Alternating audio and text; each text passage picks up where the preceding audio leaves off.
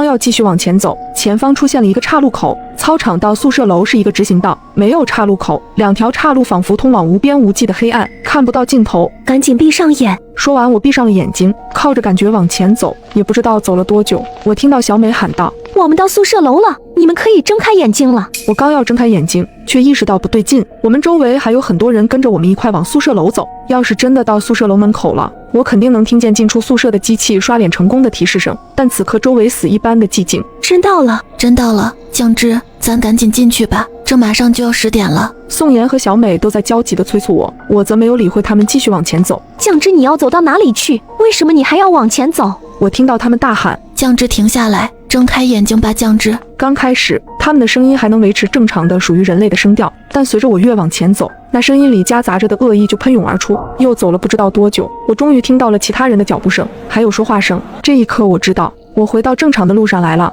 我猛喘一口气，睁开了眼睛，宋妍和小美都在我身边，我这才微微放松了下来。这时我听到了一声猫叫声，是从旁边的草丛里传来的。学校里没有猫，请不要相信小猫。我牢记这个规则，但脑海里却有一个蛊惑的声音在告诉我，去摸摸小猫吧，谁能拒绝小猫呢？我无法控制地往草丛里走去。这时一个女生比我更快一步走到草丛里，下一秒她的身影消失在了草丛里。草丛里是死一般的寂静，很快女生的脑袋从里头探了出来，我一阵汗毛直竖。女生的脑袋出现在了一个猫的身体上面，对着我发出尖细的猫叫声。我心脏直跳，不忍地移开视线，我的余光瞥见了一抹红色。小美不知道什么时候竟然戴上了一个红色的口罩，戴浅蓝色口罩的才是人类。宋妍也发现了不对劲，她哆哆嗦嗦地说道：“小美，你的口罩。”小美愣了愣，她低下头看了眼自己口罩的颜色，喃喃自语道：“什么时候？我忘记了，好像是刚刚有人说要和我换口罩，我就给他了。”小美说着说着，声调却逐渐变得阴冷下来。她去撕扯自己的口罩，但口罩像牢牢地吸在她的脸上一般，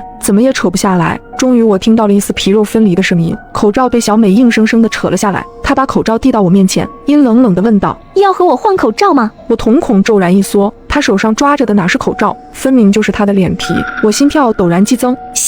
小美摸了摸自己的脸，她又抬头望了眼宿舍楼的方向，最后我听到她发出了一声长叹：“回不去了啊，酱汁，我们一开始就忘记了一件事情。”小美突然靠近我，她用尽最后的力气凑在我耳边说道：“我都想起来了，小心宋妍。”我一下子愣住了，下一秒，小美跌跌撞撞地往操场那头跑去。我想要去追，却被宋妍拉住了。她颤抖着说道：“来不及了，只剩下1分钟了，小美她没救了。”我看着宋妍，小美说的那句话却像刀子一样扎在我脑子里：“小心宋妍。”